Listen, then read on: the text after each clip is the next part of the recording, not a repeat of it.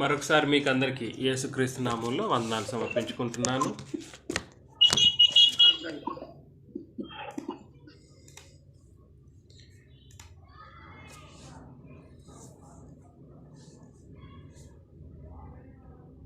అందరూ బైబిల్ తరగతుల్లో మీట్ అవుతున్నాము. బైబిల్ తరగతుల్లో సంగతులు నేర్చుకుంటా ఉన్నాం. అపోస్తల కార్యములు మొదటి అధ్యాయం నేర్చుకున్నాం. అపోస్తల కార్యములు 2వ అధ్యాయంలో మనం సంగతులు ఆలోచన చేస్తూ ఉన్నాం. అన్ని దగ్గర దొరికే సబ్జెక్ట్స్ కావు ఇవి. అందరూ ఈ సబ్జెక్ట్స్ ఇలాగ వివరించే ప్రసక్తి లేనే లేదు. ప్రతి ఒక్కరూ కూడా సరే చాలా సంగతులు ఈ గ్రంథ ధోరణిలో, క్రొత్త నిబంధన ధోరణిలో మాట్లాడేటువంటి ప్రసక్తి కనబడదు. అందుకని మీరు ఇంత సులభంగా ఆలోచన చేయకండి. ఇది విని చెవిలో పెట్టుకొని వదిలిపెట్టేసేటటువంటిది కాదు. చాలా జాగ్రత్తగా మనసులో పెట్టుకొని జరిగించవలసినటువంటి కార్యక్రమాలు.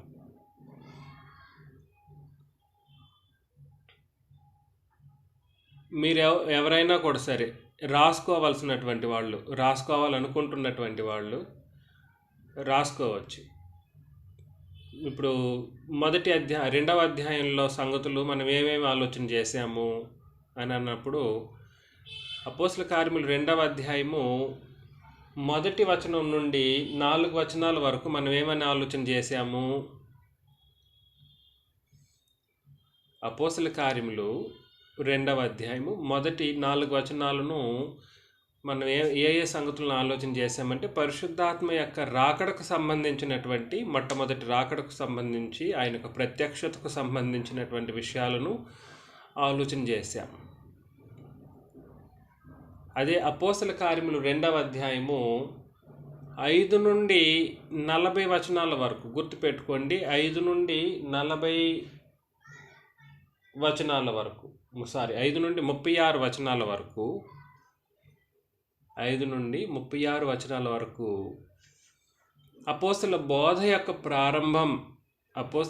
యొక్క ప్రారంభాన్ని మనం గమనించగలం.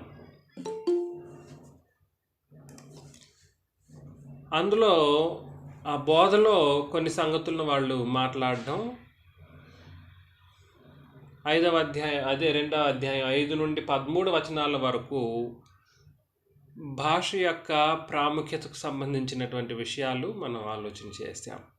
భాషా ప్రయోగానికి సంబంధించినటువంటి విషయాలు, అక్కడ విన్నటువంటి వాళ్ళు సొంత భాషల్లో విన్నట్లుగా మనం బోధించిన సంగతులకు సంబంధించినటువంటి విషయాలు సొంత భాషలో విన్నట్లుగానే మనం గమనించగలిగాం. అదే విధానంలో అపోస్తల కార్యములు 2వ అధ్యాయము 14 నుండి 21 వచనాల్లో ఏమని ఆలోచన చేశాము. అపోస్తల కార్యములు 2వ అధ్యాయము 14 నుండి 21 వచనాల్లో యోవేలు యొక్క ప్రవచన నెరవేర్పు. అదే అపోస్తల బోధ ప్రారంభంలోనే ఇంకా వచనాలు ఉన్నాయి కాబట్టి మనం ఏమని ఆలోచన చేసామంటే 14వ వచనం నుండి 21 వచనాల వరకు, అందులో సబ్ హెడ్డింగ్ అన్నమాట అండి. అపోస్తల బోధ ప్రారంభం అనేటువంటిది 5వ అధ్యాయం 36 వచనం వరకు బోధ యొక్క ప్రారంభం జరుగుతుంది. అందులో సబ్ హెడ్డింగ్స్ గురించి మాట్లాడుతున్నాం. అందులో ఒకటి ఏంటిది అని అంటే 5వ అధ్యాయం 13 వచనం వరకు భాష ప్రయోగం ప్రాముఖ్యత, లేదా భాష ప్రయోగం యొక్క ప్రాముఖ్యత, పరిశుద్ధాత్మ శక్తి. అందులో 2వ సబ్ హెడ్డింగ్ ఏంటిదని అంటే 14వ వచనం నుండి 21 వచనాల వరకు యోవేలు ప్రవచన నెరవేర్పుకు సంబంధించి మనం ఆలోచన చేశాం. అంతేనా? యోవేలు ప్రవచన నెరవేర్పు, అందులోనూ 2 రకాల ప్రవచన సంబంధమైన విషయాల గురించి ఆలోచన చేశాం. ఏంటివి అవి? 17-18 వచనాలేమో, 17 నుండి 19 వచనాలేమో ధర్మశాస్త్ర యుగపు చివరి కాలపు నెరవేర్పు, ధర్మశాస్త్ర యుగపు చివరి కాలం యొక్క ప్రవచన నెరవేర్పు. అదేవిధంగా 20-21 వచనాలు ఏమని ఆలోచన చేశాము, క్రొత్త నిబంధన యుగపు చివరి సందర్భంలో ఎలా జరగబోతుంది అనేటువంటి ఒక ప్రవచన విషయాన్ని మనం ఆలోచన చేశాం. 20-21 వచనాల్లో క్రొత్త నిబంధన యుగపు చివరి కాలంలో ఏం జరగబోతుంది అనేటువంటి విషయాన్ని మనం ఆలోచన చేశాం.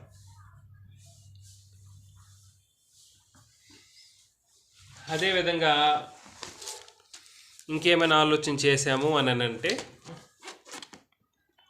అపోస్తల కార్యములు 2వ అధ్యాయము 22 నుండి 24 వచనాల వరకు ఏమైనా ఆలోచన చేశాము అని అంటే, క్రీస్తు యొక్క ఘనత మరియు ఆయన యొక్క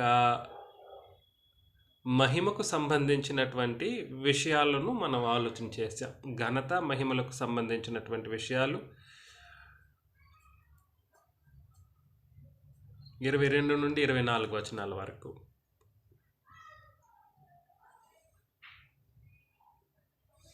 గత వారం మనం ఏమైనా ఎక్కడి నుండి ఎక్కడి వరకు ఆలోచన చేశాము అని అంటే 25 నుండి 36 వచనాల వరకు ఆలోచన చేశాం. ఇది చాలా ఇంపార్టెంట్ వచన భాగము, గుర్తుపెట్టుకోవాల్సిన అతి ముఖ్యమైన వచన భాగం 25 నుండి 36 వచనాల వరకు.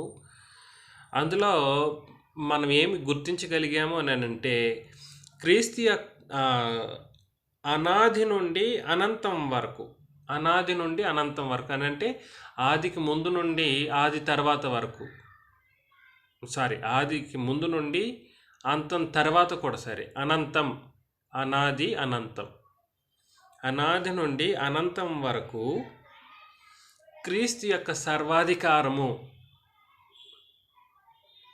క్రీస్తు యొక్క సర్వాధికారము అనేటువంటి ఒక విషయాన్ని మనం ఆలోచన చేశాం.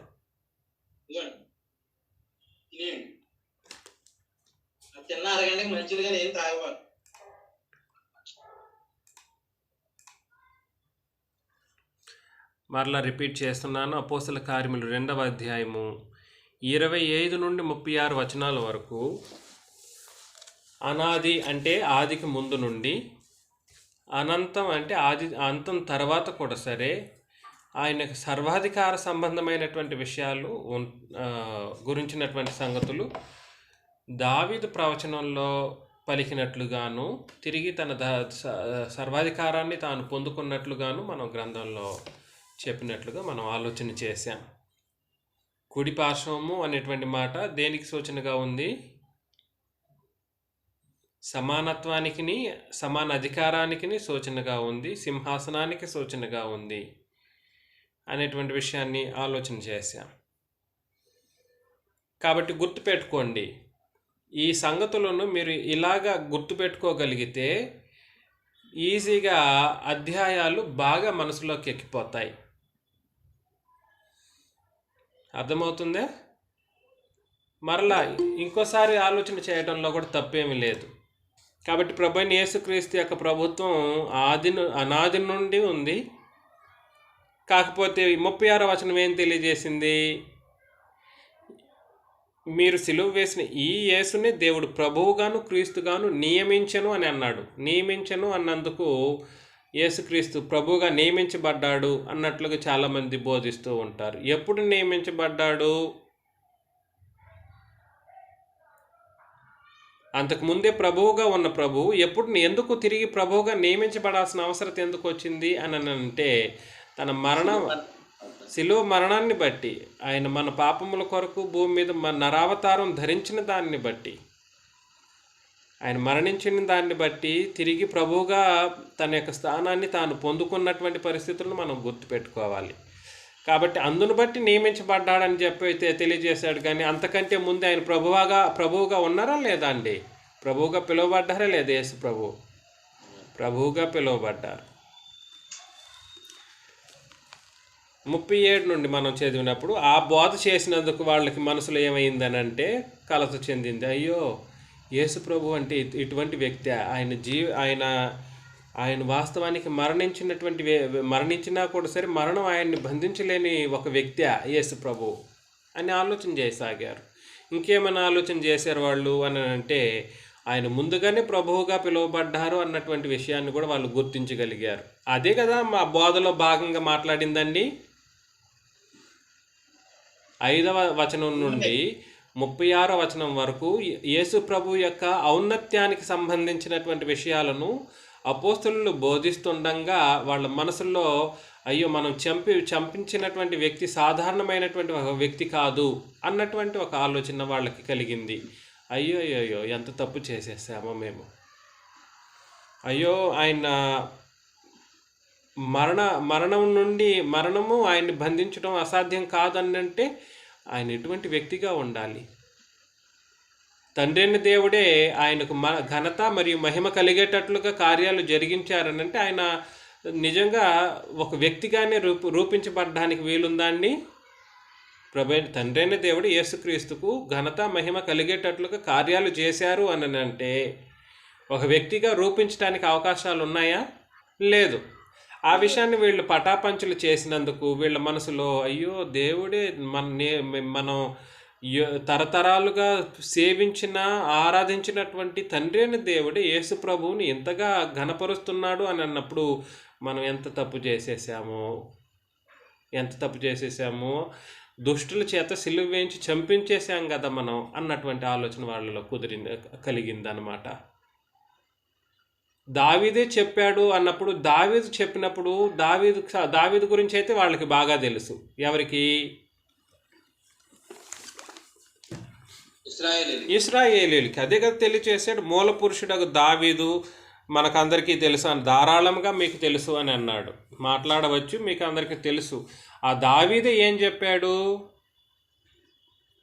ఆయన శరీరం కుళ్ళిపోదు అని ముందుగానే ప్రవచనం చేశాడు. ఆయన రాజ్యం, ఆయన ప్రభుత్వం అనేటువంటిది అనాది నుండి ఉంది, అనంతం తర్వాత కూడా ఉంటుంది అనేటువంటి ఒక విషయాన్ని మాట్లాడుతున్నాడు అనేటువంటి ఒక మాటను మనం ఆలోచన చేసినప్పుడు వాళ్ళు ఆలోచన చేశారు. ఎవరు? ఇశ్రాయేలీలు. ఆ బోధన విన్నటువంటి వాళ్ళు ఆలోచన చేశారు. అయ్యో అయ్యో ఇంత సర్వాధికారి అయిన దేవుడిని మనం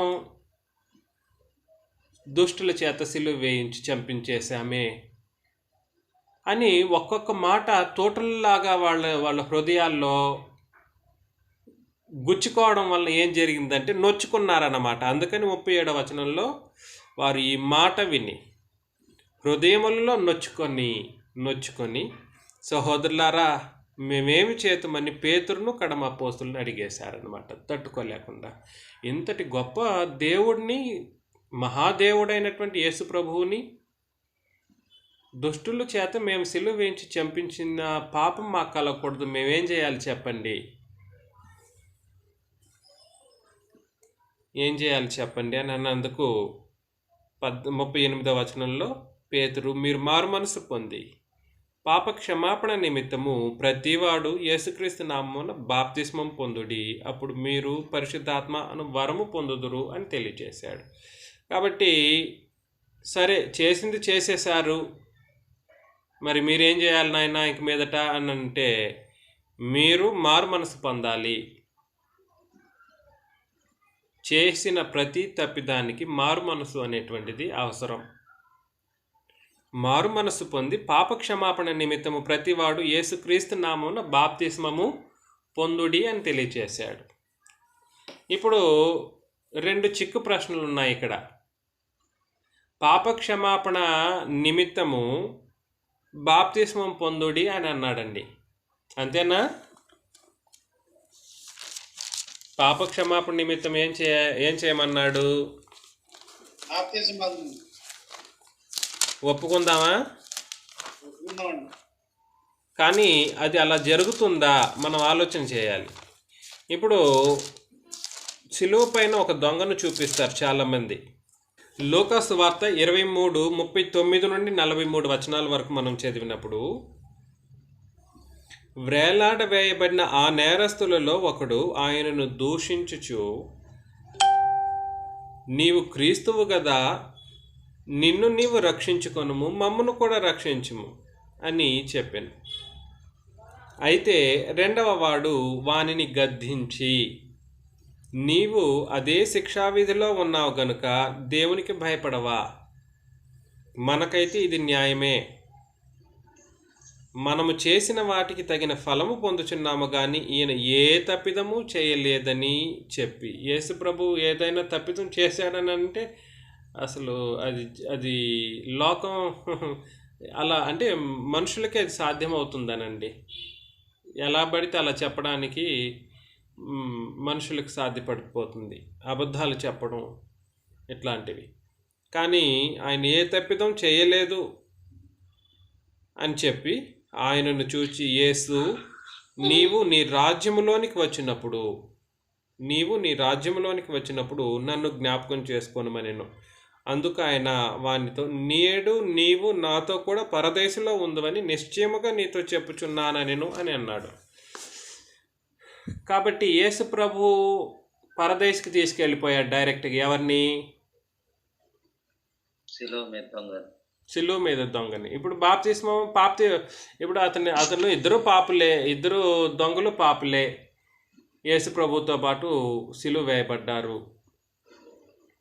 మరి ఇతను బాప్తిస్మం పొందుకోలేదు, అదెలా సాధ్యం? పరలోకానికి లేదా పరదేశికి వెళ్ళేటువంటి ఒక అవకాశాన్ని యేసు ప్రభు ఎలా కల్పించారు?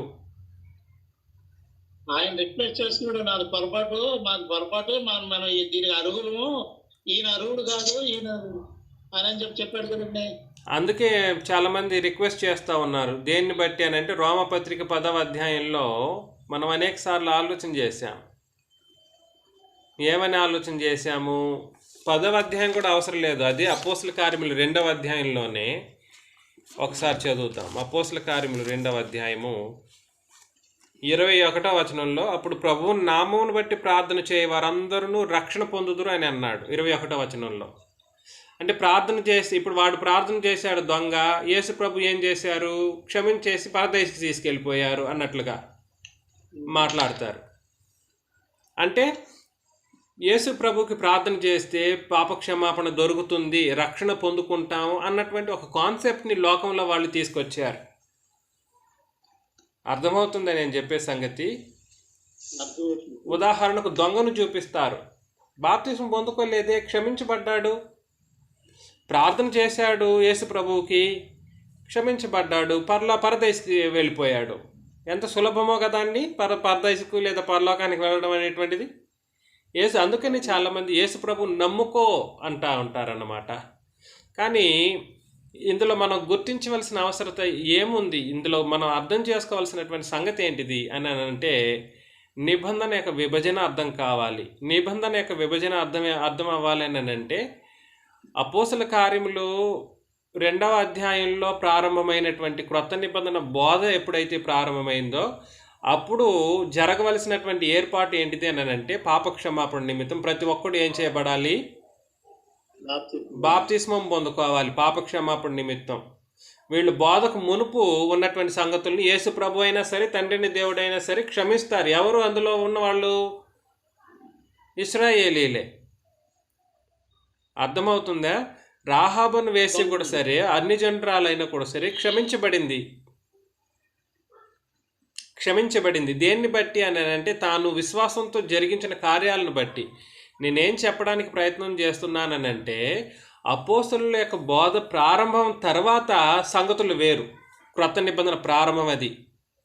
అర్థమవుతుందా? సిలువకు మునుపు ఆయన క్రీస్తు యొక్క మరణానికి మునుపు ఏ ఏ సంగతులు అయితే జరిగాయో అవన్నీ ఇప్పుడు మనకు వర్తిస్తాయా?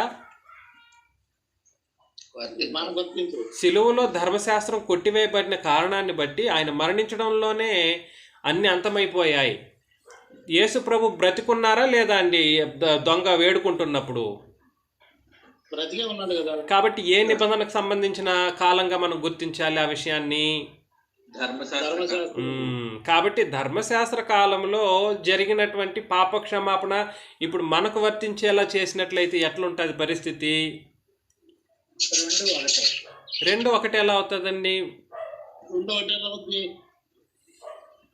అయితే మనం ప్రార్థన చేసుకుంటే మనకు పరలోకం దొరికిపోతుందా?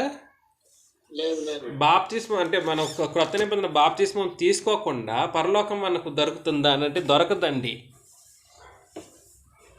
నేను చెప్తున్న ఈ సంగతులు కొంచెం చాలా మనసు పెట్టి వినాలి, కీలకమైనటువంటి విషయాలు ఇవి. క్రొత్త నిబంధన ప్రకారము పాపక్షమాపణ నిమిత్తం ప్రతి ఒక్కడు అని అన్నాడా లేదా అండి? మరొకసారి చదువుదాం. అపోస్తల కార్యములు 2వ అధ్యాయంలో 38వ వచనం.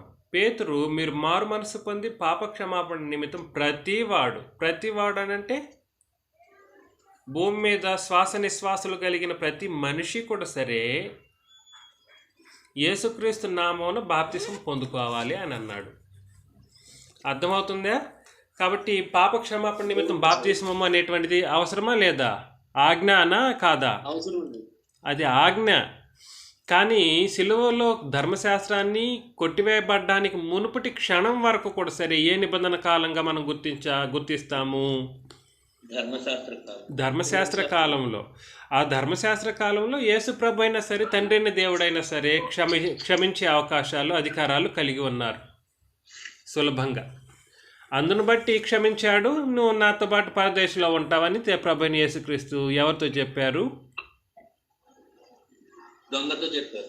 దొంగతో చెప్పేశాడు. కాబట్టి సులభంగా ధర్మశాస్త్రం అతను ఆల్రెడీ తెలుసు కాబట్టి, మారు మనసు ఆల్రెడీ పొందుకొని ఉన్నాడు కాబట్టి ధర్మశాస్త్రాన్ని బట్టి క్షమించాడు తప్పించి క్రొత్త నిబంధన బట్టి క్షమాపణ పొందుకోలేదు. ఎవరు?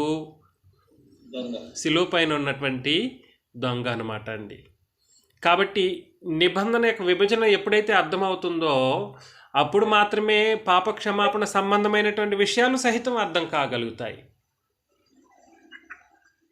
నిబంధన విభజన అర్థం చేసుకోలేకుండా పాప క్షమాపణ సంబంధమైనటువంటి విషయాలను నాకు బాగా అర్థమైపోయిందని అంటే కుదరదు. కాబట్టి దొంగ ఏ నిబంధనను బట్టి క్షమించబడ్డాడు? ధర్మశాస్త్ర నిబంధనను బట్టి. ఇప్పుడు ఉన్నటువంటి ప్రతి ఒక్కరూ ఏ నిబంధనను బట్టి క్షమించబడాలి? అపోస్తుల బోధన బట్టి లేదా క్రొత్త నిబంధనను బట్టి. దాని కొరకు క్షమించబడడం కొరకు ఏర్పాటు చేయబడినటువంటి ఏకైక మార్గం ఏంటిదేనంటే క్రొత్త నిబంధన బోధన విని బాప్తిస్మం తీసుకోవడం ద్వారా మాత్రమే పాప క్షమాపణ ప్రతివానికి కలుగుతుంది. అది మొదటి చిక్కుకు వివరణ. రెండవ చిక్కుకు అందులోనే మరొకసారి వచనమే చదవండి. మీరు మారు మనసు పొంది అవును పాప క్షమాపణ నిమిత్తము ప్రతివాడు యేసుక్రీస్తు నామమున బాప్తిసం పొందుడి. చాలండి. ఇప్పుడు యేసుక్రీస్తు నామమున బాప్తిసం పొందండి అని అన్నాడండి. మత్తయి సువార్త 28:19 ఎవరైనా చదివితే, మత్తయి సువార్త 28:19. కాబట్టి మీరు వెళ్ళి సమస్త జనులను శిష్యులుగా చేయండి. తండ్రి యొక్కయు కుమారుని యొక్కయు పరిశుద్ధాత్మ యొక్కయు నామములోనికి వారికి బాప్తిసం ఇచ్చు. కాబట్టి ఇప్పుడు ఇక్కడ 3 నామాలు చెప్పారు. తండ్రి యొక్క నామంలో, పరిశుద్ధాత్మ యొక్క నామంలో, క్రీస్తు యొక్క నామంలో, కుమారుని యొక్క నామంలో బాప్తిస్మం ఇవ్వండి అని అన్నాడండి. తండ్రి, కుమారు, పరిశుద్ధాత్మ నామంలో బాప్తిస్మము ఇవ్వండి అని అన్నాడు. ఇక్కడ ఏమంటున్నాడు? 38వ వచనంలో ఏమన్నాడు? యేసుక్రీస్తు నామమున బాప్తిస్మము అన్నాడు. ఇప్పుడు ఏ నామంలో బాప్తిస్మం ఇవ్వాలి? అక్కడేమో తండ్రి, కుమారు, పరిశుద్ధాత్మ నామమున అని అన్నాడు. ఇక్కడేమో యేసుక్రీస్తు నామమున అంటున్నాడు. ఇక్కడే కాదు ఇంక అపోస్తల కార్యములు మొత్తం మీరు చదివినా కూడా సరే తండ్రి, కుమార, పరిశుద్ధాత్మ నామంలో బాప్తిస్మము ఇచ్చినట్లుగా లేదా పొందుకున్నట్లుగా మీరు ఎక్కడ కూడా చూడలేరు. ఎక్కడ అపోస్తల కార్యములు మత్తయి సువార్త 28వ అధ్యాయము 19వ వచనం ఒక్క చోట మాత్రమే తండ్రి, కుమార, పరిశుద్ధాత్మ నామంలో బాప్తిస్మం ఇచ్చుచు అనే మాట రాయబడింది. మిగిలిన ఎక్కడా కూడా సరే యేసుక్రీస్తు నామంలోనే బాప్తిస్మం పొందుకున్నట్లుగా రాయబడి ఉంటుంది. ఇది ఒక తర్జన భర్జన అయిందండి. చాలామంది తండ్రి, కుమార, పరిశుద్ధాత్మ నామంలో బాప్తిస్మము పొందుకున్నట్లుగా ఒకవేళ ఉంటే కూడా సరే ఒక అపోస్టలిక్ చర్చ్ అని అంటారు. అపోస్తల సంఘం అని చెప్పేసి కొన్ని సంఘాలు ఉంటాయి. వాళ్ళు యేసు యొక్క నామమును బట్టి మాత్రమే అపోస్తల బోధలో బాప్తిస్మం ఇవ్వడం జరిగింది. కాబట్టి తండ్రి, కుమార, పరిశుద్ధాత్మ నామంలో బాప్తిస్మం ఇచ్చినటువంటి పరిస్థితులు ఎవరైనా ఉంటే అది తప్పు, మరలా బాప్తిస్మం ఇస్తామంటారు వాళ్ళు. ఇప్పుడు ఏది రైటు?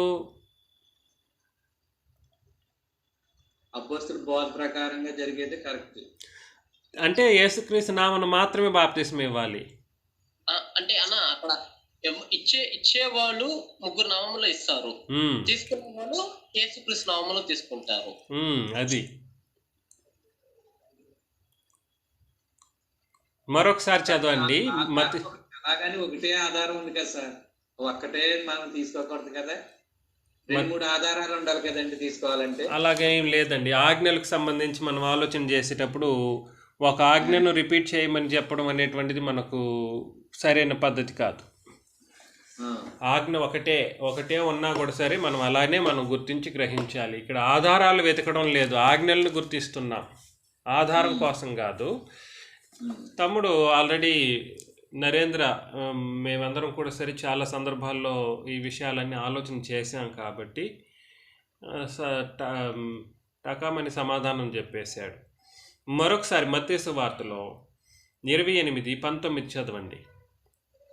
కాబట్టి మీరు వెళ్ళి సమస్త జనులను శిష్యులుగా చేయుడి, తండ్రి యొక్కయు కుమారుని యొక్కయు పరిశుద్ధాత్మ యొక్కయు నామంలోనికి వారికి బాప్తిస్మం ఇచ్చుచు. చాలు, అక్కడి వరకు ఆగుతాం.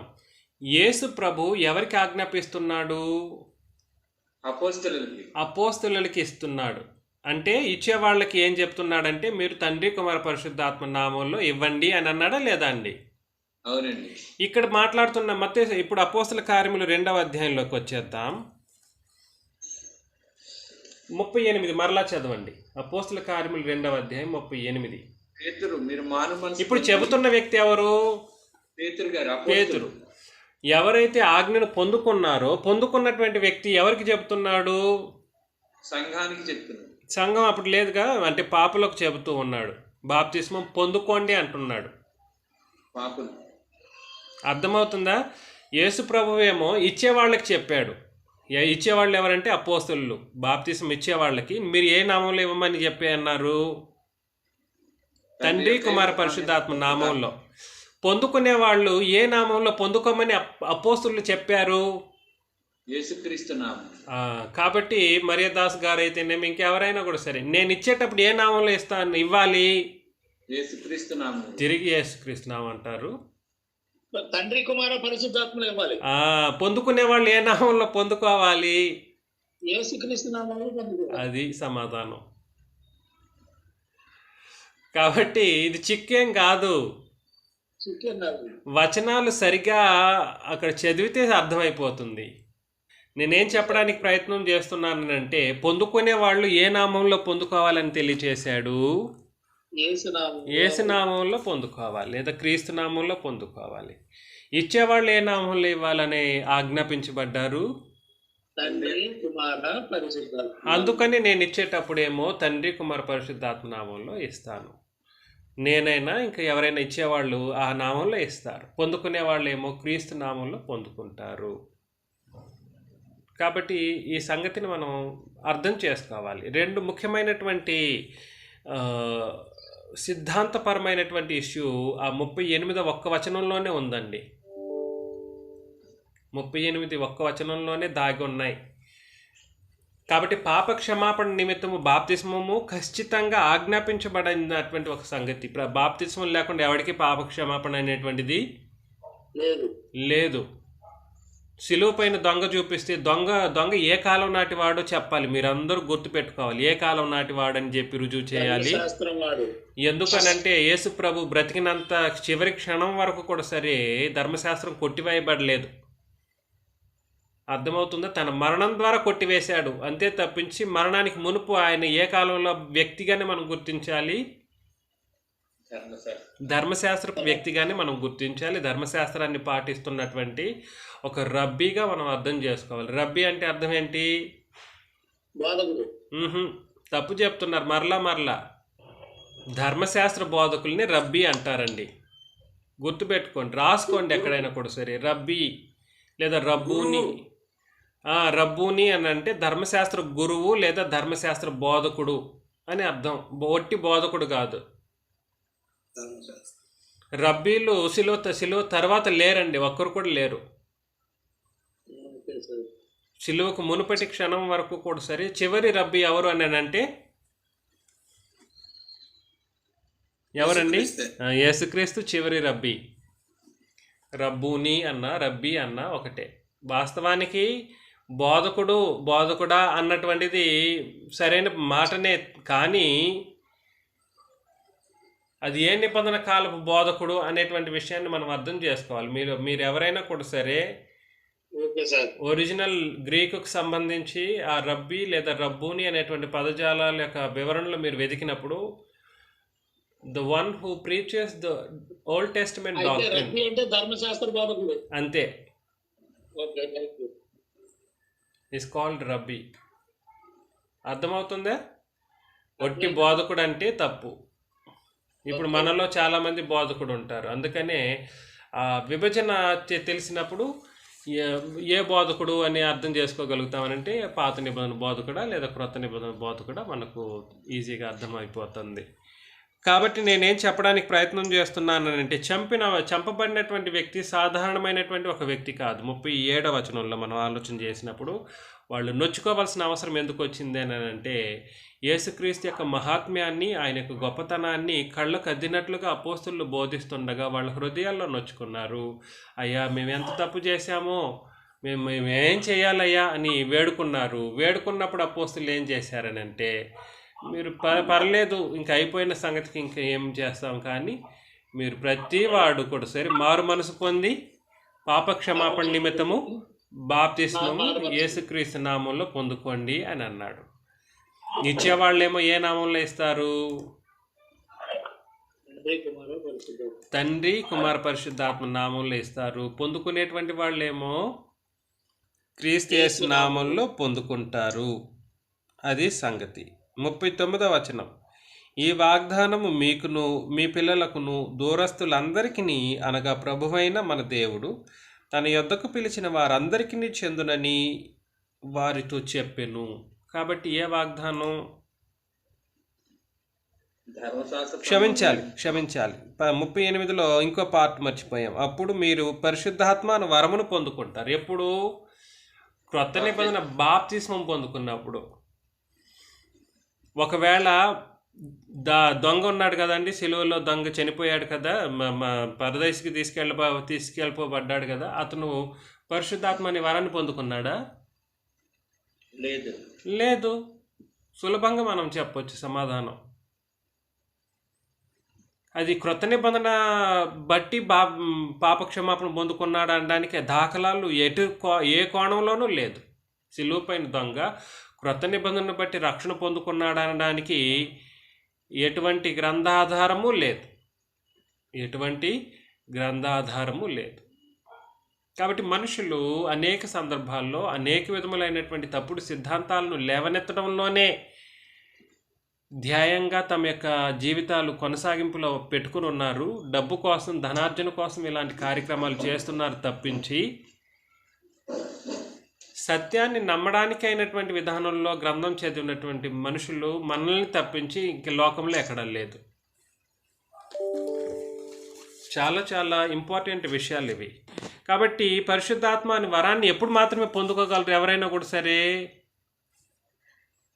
అపోస్తలులు బోధించినటువంటి సువార్త ప్రకారముగా బాప్తిస్మం పాపక్షమాపణ నిమిత్తము పొందుకున్నప్పుడు తండ్రి కుమార పరిశుద్ధాత్మ నామంలో ఇయ్యబడి యేసుక్రీస్తు నామంలో పొందుకున్నటువంటి మనుషులు ఎవరైతే ఉంటారో వాళ్ళు మాత్రమే పరిశుద్ధాత్మ అనేటువంటి వరాన్ని పొందుకుంటారు. అది ఎవరికి మాత్రమే చెల్లుబడి అనుకుంటాడు? ఎవరికి మాత్రమే చెల్లుబడి?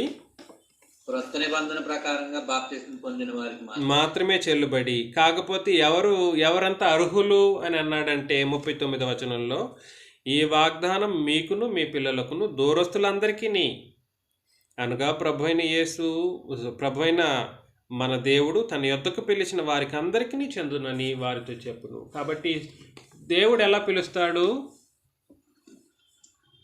మనుషుల్ని ఎలా పిలుస్తాడు?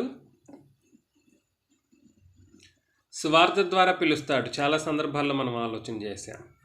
సువార్త ద్వారా పిలుస్తున్నాడు తండ్రిని దేవుడు. నాయన నా కుమారుడు నీ కోసం మరణించాడు, నా సొంత కుమారుడు నీ పాపముల కొరకు మరణించాడు, వచ్చేసేయి, నా కుమారుడవు, నేను నిన్ను దత్తత తీసుకుంటాను, నువ్వు పాపివే పర్లేదు, నేను అతి పరిశుద్ధుడినే పర్లేదు, నీ పాపములు క్షమించబడతాయి, నా కుమారుడు నీ కొరకు రక్తం కార్చాడు అని తండ్రిని దేవుడు పిలుపును అందిస్తూ ఉన్నప్పుడు ఎవరైతే ఆ పిలుపుకు గౌరవించి పాప క్షమాపణ నిమిత్తం బాప్తిస్మం తీసుకోవడానికి ముందుకు వస్తారో అపోస్తలుల బోధన వినడం ద్వారా వాళ్ళకందరికీ ఈ వాగ్దానం, ఏ వాగ్దానం?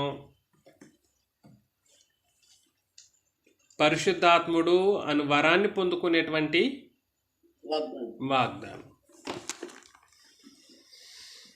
పరిశుద్ధాత్మ అనే వరాన్ని పొందుకునేటువంటి వాగ్దానం, పరిశుద్ధాత్మ అనే వరాన్ని పొందుకునేటువంటి వాగ్దానాన్ని పొందుకుంటారన్నమాట. 40వ వచనంలో, ఇంకను అనేక విధములైన మాటలతో సాక్ష్యమిచ్చి మీరు మూర్ఖులకు ఈ తరము వారికి వేరే రక్షణ పొందుడని వారిని హెచ్చరించును. కాబట్టి ప్రార్థన చేస్తే రక్షణ కలుగుతుందా? ప్రార్థన చేస్తే రక్షణ కలుగుతుందా అండి? కలగదు. బాప్తిస్మం తీసుకోవాలి. బాప్తిస్మం తీసుకుంటేనే రక్షణ అంటున్నాడు అనమాట అండి. 21వ వచనంలో చెప్పబడినటువంటి మాట ఎవరిని ఉద్దేశించి? అది 2వ అధ్యాయం 21వ వచనంలో ప్రార్థన చేస్తే రక్షణ పొందుకుంటారు అని అన్నప్పుడు ఆ మాట దేనికి సంబంధించింది?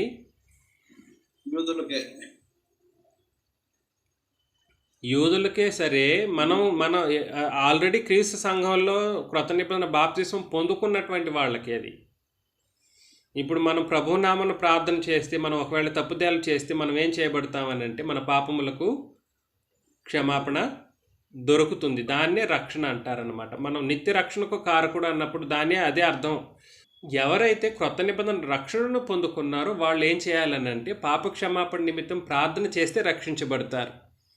వాళ్ళ గురించి మాట్లాడుతున్నాడు 21వ వచనంలో. అది 39వ వచనంలో 40వ వచనంలో ఏమని మాట్లాడుతున్నాడు అని అంటే ఆల్రెడీ బాప్తిస్మం పొందుకున్న వాళ్ళని ఏం చేయబడుతున్నారని మాట్లాడుతున్నాడంటే రక్షించబడిన వాళ్ళుగా రుజువు చేసేటువంటి ఒక కార్యక్రమం గురించి మాట్లాడుతూ ఉన్నాడు. 2 రకాల రక్షణలు ఉన్నాయి. ఒకటి పాపులైనటువంటి వాళ్ళు బాప్తిస్మం ద్వారా రక్షించబడేటువంటి కార్యక్రమం. 2 ఆల్రెడీ రక్షించబడినటువంటి వాళ్ళు ప్రార్థన చేత, ఒకవేళ పాపం చేసినప్పుడు ప్రార్థన చేత రక్షించబడేటువంటి ఒక కార్యక్రమం. 3 నిత్య నరకం నుండి తీర్పు దినాన లేదా చివరి దినాన నిత్య నరకం నుండి రక్షించేటువంటి కార్యక్రమం. కాబట్టి క్రొత్త నిబంధన రక్షణ 3 రకాల రక్షణను అనుగ్రహిస్తుంది. ఒకటి బాప్తిస్మం ద్వారా రక్షణ, అది ప్రాథమికమైనటువంటి రక్షణ. 2 పాపం చేయడం ద్వారా ఒకవేళ ఏమైనా తప్పిదాలు చేస్తే ప్రార్థన చేసినప్పుడు మనకేం కలుగుతుంది? పాపక్షమాపణ, దాన్నే రక్షణ అంటారు. 3 చివరి దినాన, తీర్పు దినాన మనం శాశ్వతంగా నరకం నుండి రక్షించబడేటువంటి ఒక కార్యక్రమం. అర్థమవుతుందా? దాన్ని నిత్య రక్షణ అని కూడా అంటారనమాట. నిత్య రక్షణ అంటారు. నిత్య రక్షణకు కారకుడు ఎవరయ్యారు? యేసు ప్రభువు అయ్యారు. కాబట్టి ఈ సంగతులు మనం అర్థం చేసుకోవాలి. ఇప్పుడు 40వ వచనంలో రక్షణ పొందండి అని హెచ్చరించబడినటువంటి మాటను మనం బాప్తిస్మం పొందినటువంటి వాళ్ళని మాత్రమే రక్షించబడినటువంటి వాళ్ళగా గుర్తించాలి. ఇందులో కూడా ఇంకో ట్విస్ట్ ఉంది. ఏంటిది ఇంకో ట్విస్ట్ అని అంటే ప్రార్థన చేస్తే రక్షించబడితే రక్షణ పొందుకున్నారు అంతే చాలు, విశ్వసిస్తే రక్షించబడ్డారు అన్నట్లుగా చాలామంది చెబుతారు. బాప్తిస్మే అవసరం లేదండి అంటారు. బాప్తిస్మం అవసరం లేదు ఏంటండి? యేసు ప్రభు అని నోటితో ఒప్పుకుంటే రక్షణ అని బోధ. అది ఇలాంటివి చాలా సంగతులు ఉన్నాయి. కాబట్టి మనం చెబుతున్నటువంటి సంగతులు ఏంటంటే గుర్తుపెట్టుకోండి, రక్షణకు సంబంధించి బాప్తిస్మం ఎవడైతే పొందుకుంటాడో వాడే రక్షించబడినటువంటి వాడు. ఎవరైనా రక్షించబడినటువంటి స్థితిలో ఉండి ఒకవేళ పాపం చేసినా వాళ్ళు ప్రార్థన చేసినప్పుడు పాప క్షమాపణ దొరుకుతుంది. దాన్నే తిరిగి రక్షించబడినటువంటి స్థితిని రక్షణను కొనసాగించే ఒక కార్యక్రమంగా అభివర్ణించబడింది క్రొత్త నిబంధన చట్టం. 3 తీర్పు దినాన నిత్య నరకం నుండి తప్పించబడేటువంటి ఒక కార్యక్రమాన్ని నిత్య రక్షణ అనేటువంటి ఒక మాటగా మనం గుర్తించి గ్రహించగలగాలి. 41వ వచనం గుర్తుపెట్టుకోవాల్సిన అతి ముఖ్యమైనటువంటి వచనం, చాలా ఇంపార్టెంట్ వచనం 41. ఇందులో ఇది సర్వప్రపంచం ఎరుగునటువంటి ఒక విషయం, అది గుర్తుపెట్టుకోండి. కాబట్టి అతని వాక్యము అంగీకరించిన వారు బాప్తిస్మం పొందుకున్నారు. ఆ దినమందు ఇంచుమించు 3,000 మంది చేర్చబడిరి అని తెలియజేశాడు. కాబట్టి అతని వాక్యం అంగీకరించినటువంటి వారు బాప్తిస్మం పొందుకున్నారు. అంగీకరించినటువంటి వాళ్ళు బాప్తిస్మం వాక్యాన్ని బట్టి పొందుకోవాలి. సువార్త ప్రకటన చేయబడాలి, బాప్తిస్మం పొందుకోవాలి. చాలామంది నిన్ను చూసి బాప్తిస్మం పొందుకోవాలి, నీ ప్రవర్తన చూసి దేవుని యొద్దకు రావాలన్నట్లుగా బోధిస్తూ ఉంటారు. అది కథలు అవి. బాప్తిస్మం పొందుకోవడానికి మూలం ఏంటిదనంటే అపోస్తల బోధగా ఉండి బాప్తిస్మం తీసుకుంటేనే సరైనటువంటి బోధన. నిన్ను చూసి నన్ను చూసి మనుషులను చూసి బాప్తిస్మానికి రెడీ అయ్యే ఒక కార్యక్రమం నరకానికి నడిపించే కార్యక్రమం. ఒక సాక్షిగా ఉంటావు. సాక్షి ఏంటంటే సాక్షులు టెస్టిమోనియల్ థింగ్స్ అనేటువంటిది మనుషులు వాస్తవానికి తెలియకుండానే కథలు చెప్పే ఒక పరిస్థితి కనబడుతూ ఉంటాయి. ఆ దినమందు ఇంచుమించు 3,000 మంది ఏం చేయబడ్డారు? వాస్తవానికి సంఘ స్థాపన అక్కడనే జరిగిందా?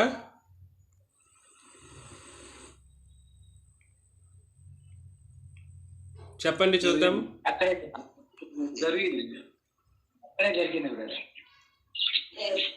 లేదు, చేర్చబడిరి అని అంటే ఆల్రెడీ ఉంటేనే కదా చేర్చబడతారు.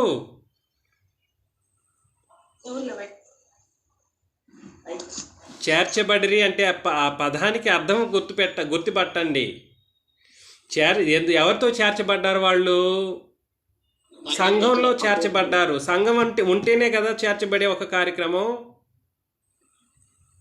అందుకే నేను మిమ్మల్ని మీకు ఆ ఇంపోజిషన్ ఇచ్చింది. ప్రారంభం దేనికి ప్రారంభం? అపోస్తల కార్యములు 2వ అధ్యాయంలో ప్రారంభాలు ఎన్ని ఉన్నాయో మిమ్మల్ని గుర్తించడానికి ప్రయత్నం చేయమని చెప్పేశాను. నన్ను ఎవ్వరూ ఆ ఇంపోజిషన్ ఆ ప్రారంభానికి సంబంధించిన విషయాలు తీసుకురాలేదు. ఇప్పుడైనా నేను చెబుతున్నా, ఇప్పటికి మించిపోయింది ఏమీ లేదు, ఇంకా ఉన్నాయి. మీరు ఆలోచన చేసుకొని ఈ వారమైనా ఒక వారం టైం తీసుకొని వచ్చే బుధవారానికి ఎన్ని ప్రారంభాలు ఉన్నాయో రాయండి. రాసి వచ్చే బుధవారానికి మీ పుస్తకాల్లో నుండి చదవండి, తప్పేమీ లేదు. వాస్తవానికి అపోస్తల కార్యములు 2వ అధ్యాయం మొదటి 4 వచనాల్లో పరిశుద్ధాత్మ యొక్క ప్రేరేపణ, పరిశుద్ధాత్ముడు వచ్చినప్పుడు ఆయన ఇచ్చినటువంటి పరిశుద్ధాత్మ బాప్తిస్మం వలన అపోస్తలు అయినటువంటి వాళ్ళు ఏం చేయబడ్డారు? బాప్తిస్మం తీసుకున్నారు. పరిశుద్ధాత్మ బాప్తిస్మం. అప్పుడే సంఘస్థాపన జరిగింది. అర్థమవుతుందా? ఈ 12 మందితో ఏం చేశారు? ఈ 3,000 మంది చేర్చబడ్డారు. స్థాపించబడలేదు సంఘం. అక్కడ కాదు స్థాపించబడింది. ఈ సంగతి నిజంగా మనుషులు అలా అంటే ప్రతి ఒక్కదానికి ట్రెడిషనల్ బోధల వైపు మనసు విప్పినందుకు, ప్రతి ఒక్కటి పెద్ద పెద్ద బోధకుల వైపు మనసులు తిప్పుకున్నందుకు ఏం జరిగిందని అంటే వాళ్ళ ఎక్స్పీరియన్సెస్నో లేదంటే వాళ్ళ యొక్క ఎడ్యుకేషనల్ బ్యాక్గ్రౌండ్ని బట్టో లేదా వయసును బట్టో వాళ్ళకి మాటలకు ప్రాముఖ్యత ఇవ్వడం అనేటువంటిది జరిగినందుకు వచనాలు కూడా సరే అపార్థాల్లోకి కూరుకుపోయాయి. అని వచనం తప్పు కాదు, మనుషుల యొక్క ఆలోచన వల్ల లేఖనాలు అపార్థం చేయబడ్డాయి. కాబట్టి ఆల్రెడీ సంఘస్థాపన ఎక్కడ జరిగింది అని అంటే పరిశుద్ధాత్మ వచ్చినప్పుడు, ఎవరి మీదకి వచ్చినప్పుడు?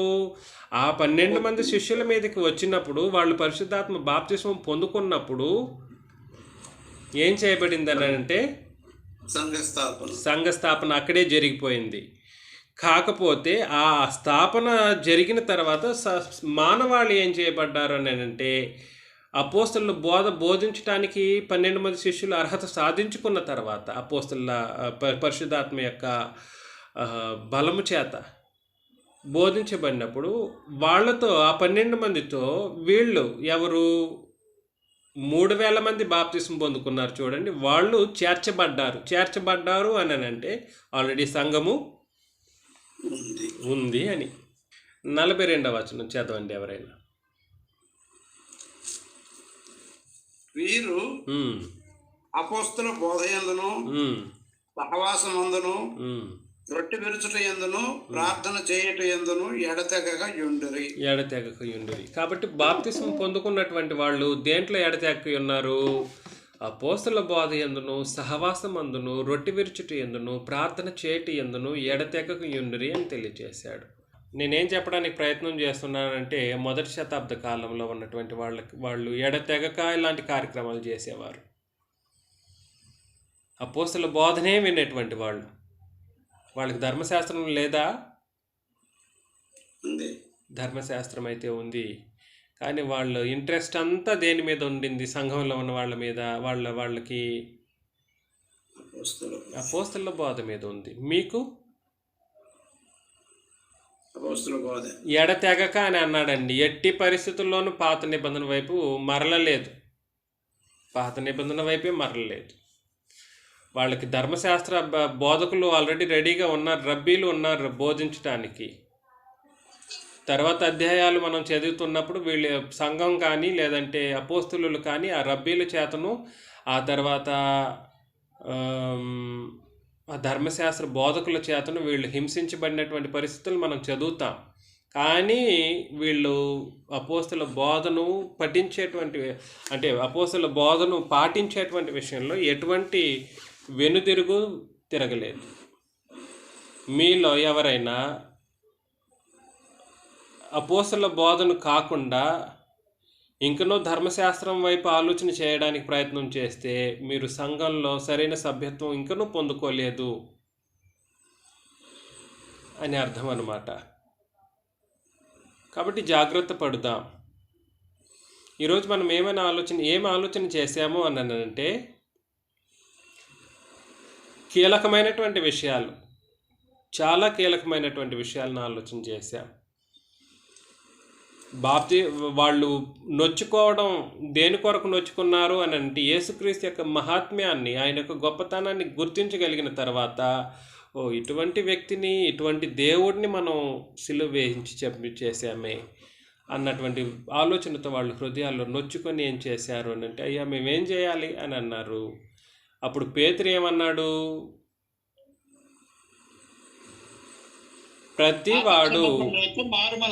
ప్రతివాడు అండర్లైన్ అది చేసుకోవాలి. ప్రతివాడు, ఇందులో వాళ్ళు వీళ్ళు అనే తేడా లేదు. అక్కడ ఇంకో మాట కూడా చెప్పాడు, దూరస్తులు అని కూడా తెలియజేశాడు. మీ పిల్లలు దూరస్తులు, ప్రతివాడు అని అర్థం. అందరూ కూడా పాపక్షమాపణ పొందుకోవాలంటే ఖచ్చితంగా ఏం చేయాలి? బాప్తిస్మం తీసుకోవాలి. దాన్నే రక్షణ అంటారనమాట. ఏ నామంలో పొందుకోవాలి అని అన్నాడు? క్రీస్తు నామంలో పొందుకోవాలి. ఏ నామంలో ఇవ్వాలి అని ఆజ్ఞాపించబడ్డారు అపోస్తలులు? తండ్రి, కుమార, పరిశుద్ధాత్మ నామంలో. పొందుకున్న వాళ్ళు ఏం చేయబడ్డారు? 3000 మంది పొందుకున్నారు, సంఘంలో చేర్చబడ్డారు. కాబట్టి సంఘ స్థాపన రెండవ అధ్యాయం మొదటి 4 వచనాల్లో జరిగిందా, లేదా 38 నుండి 42 వచనాల్లో జరిగిందా? మొదట్లోనే జరిగిపోయింది. ఇంకా చాలా ప్రూఫ్స్ ఉన్నాయి. మీ మధ్యలో నేను కొంచెం ఆపి పెడుతున్నాను. ఇప్పుడు ఈ ప్రీచింగ్ని నేను యూట్యూబ్లో పెడితే కొన్ని ప్రశ్నలు ఎవరైనా వేస్తే వాటికి సమాధానం ఇచ్చేటప్పుడు నేను ఇచ్చుకుంటాను ఆ ప్రూఫ్స్ అన్నీ కూడా. కానీ మీరైతే గుర్తించడానికి ప్రయత్నం చేయండి. బాప్తిస్మం, క్రొత్త నిబంధన బాప్తిస్మం పొందుకున్నటువంటి వాళ్ళు అపోస్తలుల బోధన విన్నారు, తర్వాత సహవాసంలో ఉన్నారు, రొట్టె విరిచారు. కాబట్టి రొట్టె విరిచే రోజు ఏ బోధ మాత్రమే వినాలి ఎడతెగకుండా? అపోస్తలుల బోధనే వినాలి. రొట్టె విరిచే రోజు ఏ బోధన వినింది మొట్టమొదటి సంఘం అని అన్నప్పుడు? అపోస్తలుల బోధన విన్నది. కాకపోతే ఇందులో ఒక చిన్న ట్విస్ట్, మరొక ట్విస్ట్ ఏంటిదని అంటే, ఈ అపోస్తలులు పరిశుద్ధాత్మ బాప్తిస్మం పొందుకోవడము, ఈ తర్వాత 3000 మంది బాప్తిస్మం పొందుకోవడం అన్నీ ఒకే రోజు జరిగిపోయిందండి. అర్థమవుతుందా? అన్నీ ఒకే రోజు జరిగిపోయింది. వచనాల్లో తేడాలే కానీ అందరూ ఒకే రోజు బాప్తిస్మం పొందుకున్నారు. ఎందుకనంటే మూలం ఏంటిదో తెలుసా? దీనికి అన్నిటికీ మూలం ఏంటిదని అంటే, బాప్తిస్మం పొందుకోకుండా పాప క్షమాపణ లేనే లేదు ఎవరికి కూడా. సరే, అపోస్తులు బాప్తిస్మం పొందుకోలేదా అని అంటే ఎస్ పొందుకున్నారు కాబట్టి వాళ్ళకి క్షమాపణ దొరికింది. బాప్తిస్మం పొందుకోవడానికి వీలు లేకుండా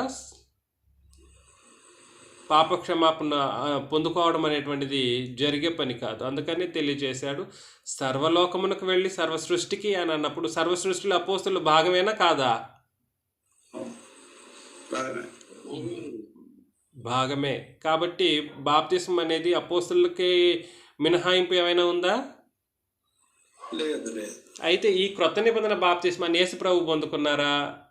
మరొక ప్రశ్న. లేదు. ఆయన మనుషుడు కాదు. మరణించిన తర్వాత ఆయన ఎట్లా మనుషుడు అవుతాడు? ఆయన క్రొత్త నిబంధన బాప్తిస్మం పొందుకున్నారా? కానే కాదు. కాబట్టి ఈ సంగతులు గ్రంథం ఎంతో తేటగా మాట్లాడేసింది. యేసు ప్రభు క్రొత్త నిబంధన బాప్తిస్మం పొందుకున్నట్లుగా ఒక్కడైనా రుజువు చేయగలడా? ఏ వచనాన్ని బట్టి అయినా కూడా సరే. నిబంధన విభజన తెలియని ప్రతి ఒక్క దరిద్రుడు కూడా ఆయన యొక్క దేవత్వాన్ని తోలనాడి బోధలు చేయడం అనేటువంటిది ఒక హాస్యాస్పదమైనటువంటి ఒక పరిస్థితి అన్నమాట. కాబట్టి ఈ సంగతులన్నింటినీ మీరు గుర్తుపెట్టుకొని వచ్చే వారం నేను ఎదురు చూడబోయేటట్లుగా ప్రభు చిత్తమైతే ప్రారంభాలు ఎన్ని అనే విషయాలకు సంబంధించి మీరు తీసుకురాగలిగితే కొన్ని సంగతులు ఆలోచన చేసిన తర్వాత మిగిలిన పార్ట్ని మనం ముగించేద్దాం. అందరికీ వందనాలు.